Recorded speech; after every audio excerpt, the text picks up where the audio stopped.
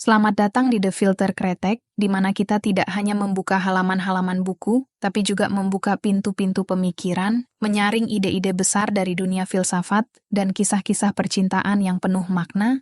Jadi siapkan dirimu, ambil secangkir kopi atau teh, dan mari kita mulai perjalanan intelektual dan emosional ini bersama-sama, antara aku dan kamu. Yuk kita mulai, dan jangan lupa komen dan subscribe, oke? Bayangkan jika seluruh hidup Anda adalah sebuah mimpi.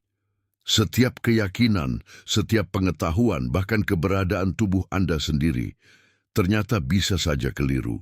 Apa yang masih bisa Anda percaya jika semuanya dapat menipu Anda? Di tengah abad yang gelap, di mana otoritas gereja mendominasi kebenaran, seorang pria duduk dalam kesendirian dan mulai meragukan semuanya. Ia bukan sekadar mempertanyakan dunia, tapi menghancurkan fondasi-fondasi pikiran manusia, namanya René Descartes. Dan dari keraguan itulah ia menemukan sebuah batu pertama bagi filsafat modern, cogito ergo sum, aku berpikir maka aku ada. Tapi, benarkah itu cukup? Apa makna berpikir? Apa yang sebenarnya ada? Dan bagaimana keraguan bisa menjadi jalan menuju kebenaran? Dalam video ini, kita akan menelusuri karya Monumental Discourse on the Method, bukan sekadar sebagai teks filosofis, tapi sebagai perjalanan mendalam tentang keberadaan, akal, dan iman. Duduklah tenang, biarkan suara ini membimbing Anda menyusuri jalan keraguan menuju pencerahan. Karena untuk benar-benar tahu, kita harus mulai dengan meragukan semuanya. Filsafat bukanlah sekadar sejarah pemikiran. Ia adalah gema dari keraguan manusia, pencarian akan kebenaran, kehausan atas makna yang tak kunjung padam. Sebelum lanjut, don't forget to comment, like, and subscribe. Dan dalam buku A History of Western Philosophy, Bertrand Russell menuliskan tidak hanya siapa yang berpikir, tetapi mengapa mereka berpikir, dalam kondisi seperti apa mereka berpikir, dan konsekuensi apa yang lahir dari pemikiran itu. Buku ini adalah sebuah audisi, perjalanan panjang dan berliku yang membawa kita dari mitos ke logos, dari dogma ke skeptisisme, dari langit Plato ke dunia empiris Hume. Mari kita menyusuri ulang jalan yang dilalui Russell. Bukan hanya sebagai pembaca, tetapi sebagai peziarah intelektual. Di Yunani kuno, sebelum para filsuf menulis, manusia menjawab pertanyaan besar lewat mitos. Zeus, Hera, dan Hades bukan sekadar dewa. Mereka adalah cara manusia memberi struktur pada kekacauan dunia. Tapi lalu datang orang-orang aneh. Mereka tidak puas dengan kisah. Mereka bertanya, dari apakah segala sesuatu berasal?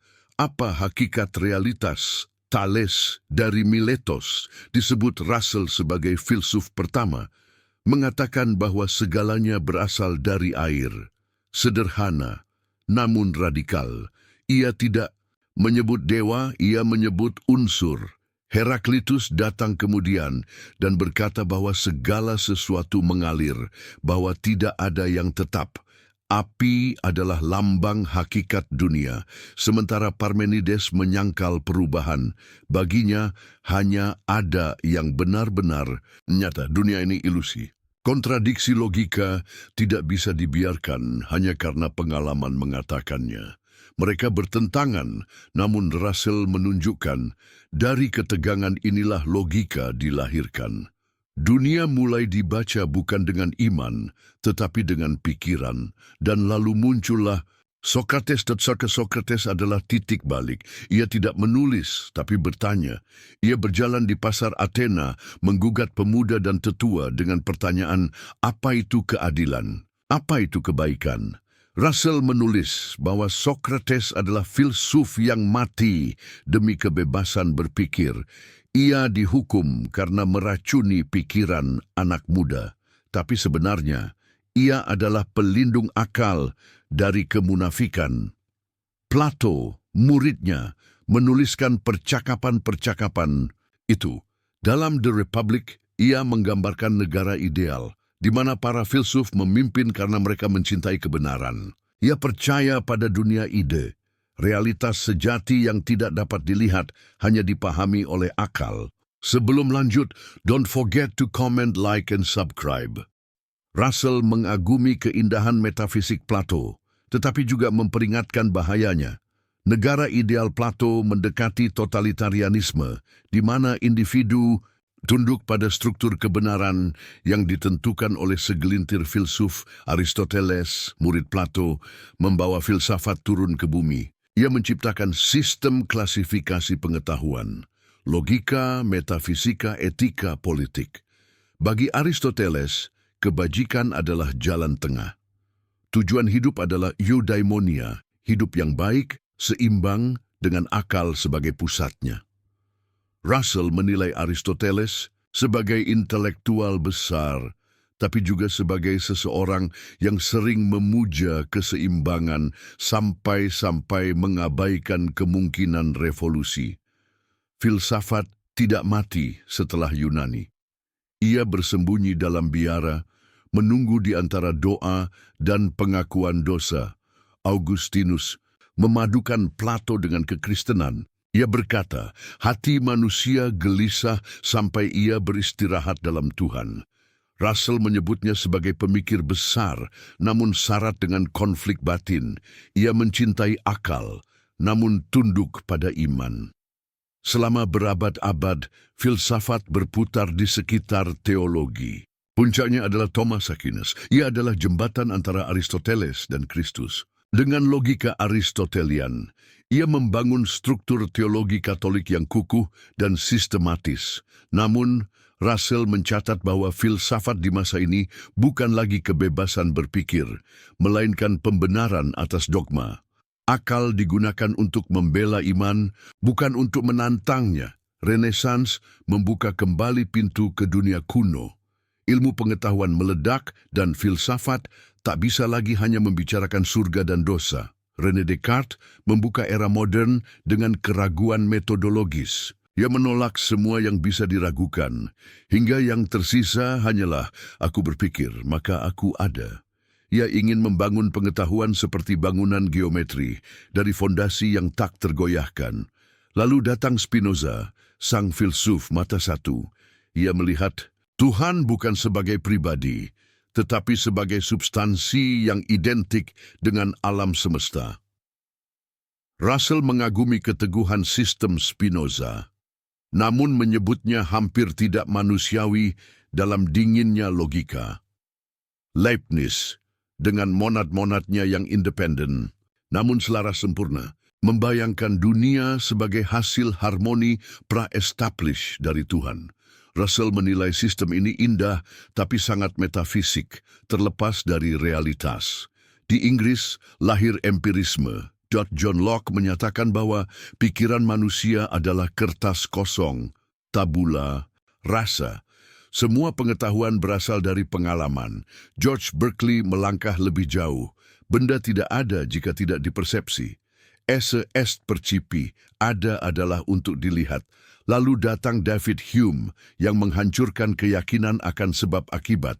Kita tidak pernah melihat sebab akibat, hanya kebiasaan. Russell menyebut Hume sebagai filsuf paling berbahaya. Ia meruntuhkan fondasi pengetahuan dan logika, meninggalkan filsafat dalam kekosongan. Immanuel Kant datang bukan untuk menolak Hume, tapi untuk menyelamatkan rasio dari kehancuran. Ia menyatakan bahwa dunia seperti yang kita pahami dibentuk oleh struktur bawaan dalam pikiran kita, a priori. Dalam Critique of Pure Reason, ia membuka jalan bagi idealisme transendental. Russell menganggapnya sebagai titik balik penyelamat, filsafat dari skeptisisme total, tapi Kant membuka pintu bagi sistem raksasa yang akan menyusul. Hegel dengan dialektikanya, tesis, antitesis, sintesis, melihat sejarah sebagai perkembangan roh menuju kebebasan. Schopenhauer yang menafsirkan dunia sebagai kehendak buta, penuh penderitaan. Nietzsche yang menghancurkan moralitas Kristen menyatakan Tuhan telah mati dan memanggil manusia untuk menjadi Übermensch, manusia yang mencipta nilai. Sendiri Russell menilai filsafat Jerman pasca Kant sebagai terlalu abstrak, sering menutup mata terhadap realitas konkret. Ia mengkritik Hegel dengan keras, menyebutnya sebagai pemikir yang kabur, namun berpengaruh buruk dalam politik dan totalitarianisme. Sebelum lanjut, don't forget to comment, like, and subscribe. Bertrand Russell adalah bagian dari revolusi baru, filsafat analitik. Ia ingin membebaskan filsafat dari kabut, mistisisme, dan membawanya kembali ke kejernihan logika dan bahasa. Bersama Whitehead, ia menulis Principia Mathematica, upaya mendasar untuk menyusun logika dan matematika dari prinsip paling dasar. Ia mengkritik idealisme Hegelian, memperkenalkan teori deskripsi, dan mempromosikan pandangan yang berpijak pada sains, kebebasan berpikir, dan humanisme sekuler. Apa yang diajarkan Russell dalam bukunya ini bukan hanya siapa yang berpikir dan apa yang mereka katakan, tapi juga mengapa kita harus peduli.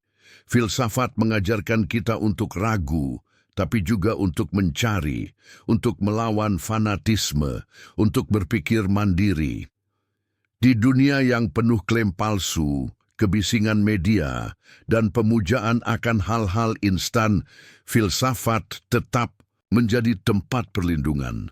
Sebuah ruang hening tempat kita bisa bertanya, apa artinya menjadi manusia? Russell, dengan segala kritik dan keberaniannya, meninggalkan warisan penting, bahwa berpikir itu bukan kemewahan, tetapi kebutuhan. Don't forget to comment, like, and subscribe.